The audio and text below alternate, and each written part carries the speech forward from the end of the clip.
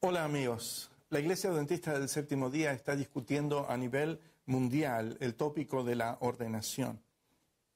Y esto es importante porque lo que está discutiendo es extender el sistema de ordenación más allá de los límites de género que tradicionalmente la Iglesia Adventista del Séptimo Día ha aplicado históricamente, basado en las Sagradas Escrituras, a riesgo en este caso de la hermenéutica y de la autoridad de las Escrituras.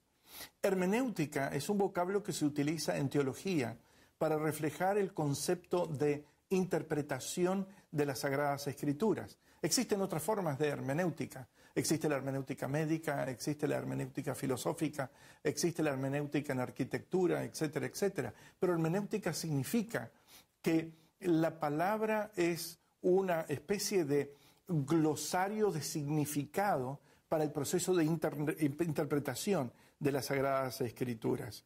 Y básicamente la hermenéutica es la que nos guía a la Biblia y a la autoridad de la Biblia, desde la cual nosotros conseguimos nuestro entendimiento de las Sagradas Escrituras que nos guían a las grandes decisiones espirituales, a las prácticas de la Iglesia y a la edificación de todas nuestras doctrinas y enseñanzas que están basadas, por supuesto, en las Sagradas Escrituras y a la totalidad del cuerpo de nuestras convicciones espirituales y religiosas. Por esa razón, hermenéutica y autoridad de la Biblia marchan juntas en este aspecto. El apóstol Pablo da un consejo muy claro en primera epístola de Timoteo en el capítulo 2, versículo 15, al joven apóstol Timoteo. Y él le dice lo siguiente: procura con diligencia presentarte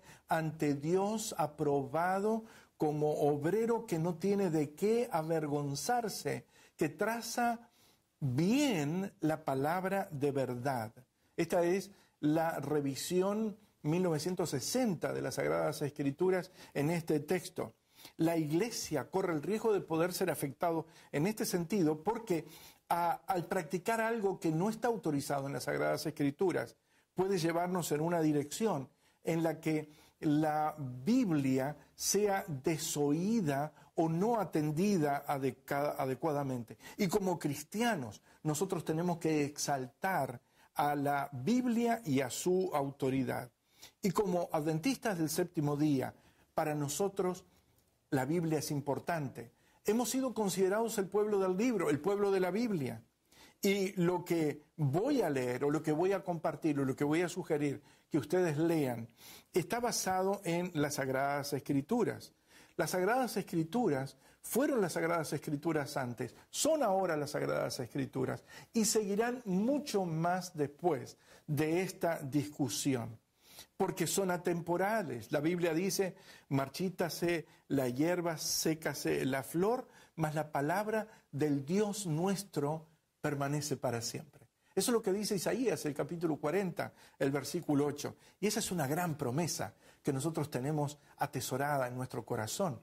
Pero la Biblia es la palabra de Dios por lo que dice, no por lo que no dice. Antiguo y Nuevo Testamento son la palabra de Dios. Y en el Nuevo Testamento el apóstol Pablo le dio a Timoteo una serie de consejos muy importantes que, por favor, si usted trae su Biblia y lo lee, abra en primera epístola de Timoteo, capítulo 3, los versículos 1 al 6. Y básicamente el apóstol Pablo dice: si alguien desea obispado, buena obra desea, buena cosa desea. Y dice luego que el obispo debe ser sin mancha. Y dice: marido de una sola mujer.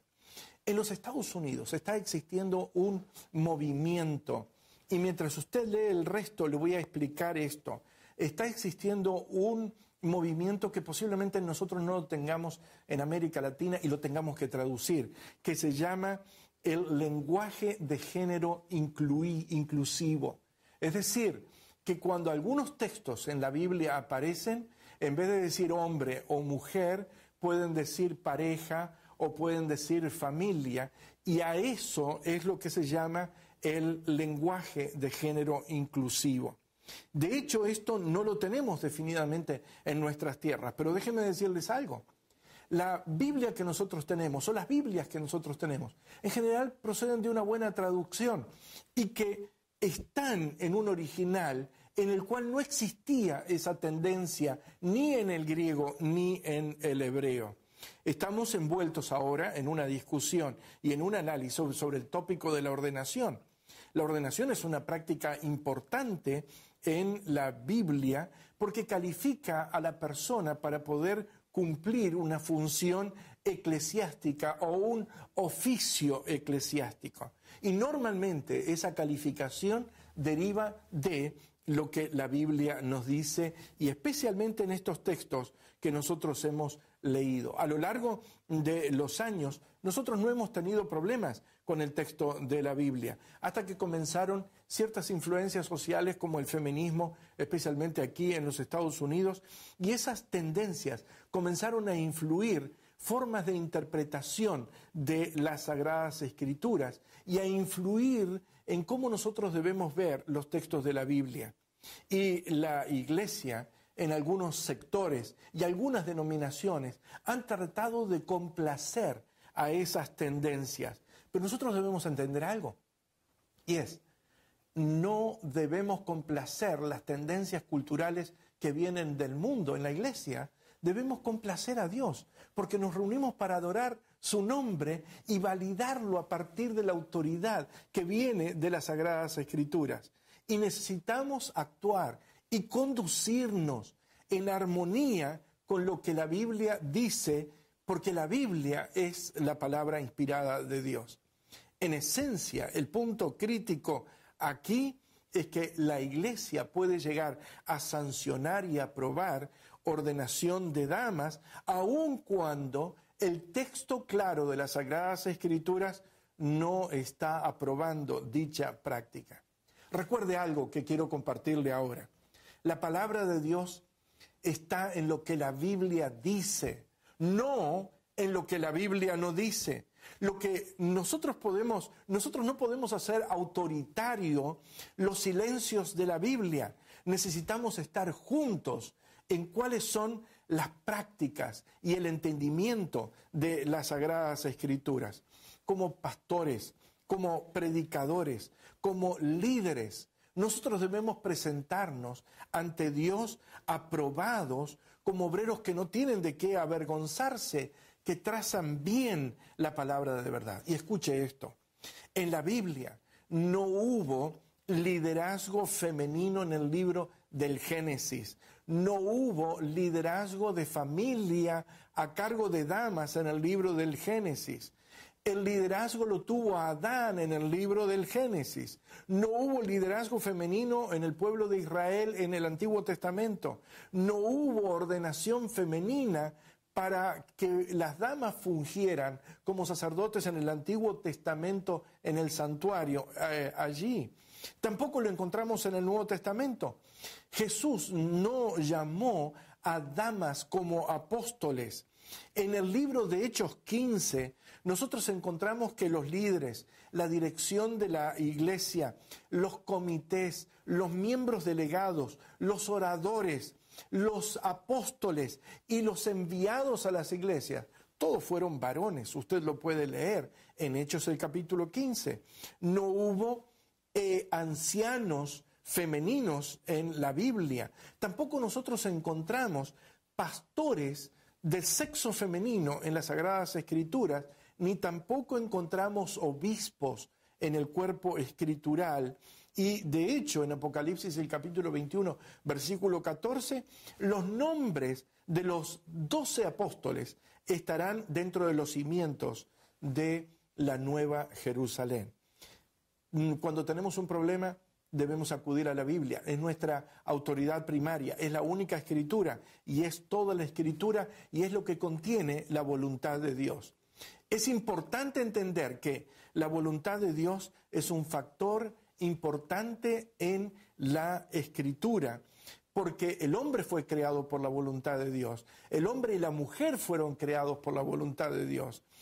El hombre fue redimido después del pecado por la voluntad de Dios. Y la voluntad de Dios eligió al pueblo de Israel. El santuario y su servicio fueron desarrollados por la voluntad de Dios. Y el sistema sacerdotal en todo el Antiguo Testamento fue trabajado y operado por la voluntad de Dios. La tribu de Israel fue elegida por la voluntad de Dios. El Señor Jesús fue enviado por la voluntad de Dios. Y también nosotros nos encontramos con que por la voluntad de Dios nace la iglesia cristiana, aparecen los apóstoles y se establecen ancianos y pastores por la voluntad de Dios. La cultura contemporánea está poniendo a riesgo la voluntad de Dios, la autoridad de las Escrituras y también el proceso de la interpretación. No puede ser la cultura nuestra fuente de autoridad. Es la Biblia en este tiempo quien debe ser la fuente de nuestra autoridad. Aquí hay algo muy importante que nosotros debemos entender. La revelación de Dios, así como está en las Sagradas Escrituras, es lo que nos debe a nosotros guiar en todo aspecto de revelación de lo que debemos practicar y de lo que debe ser nuestra fe. Si hay algo que la Biblia dice que debemos abstenernos, nos debemos abstener, porque lo dice la Biblia. Si hay algo que dice que nosotros podemos practicar, porque la Biblia lo dice o porque ha sido practicado en la Biblia, nosotros lo podemos practicar. Pero quiera Dios que nosotros al atender este aspecto veamos el aspecto de interpretación, lo que significa para la autoridad de la Biblia y también para en nuestro entendimiento de la voluntad de Dios. Porque el Padre nuestro dice que su voluntad se haga así en el cielo como en la tierra. Gracias por su atención.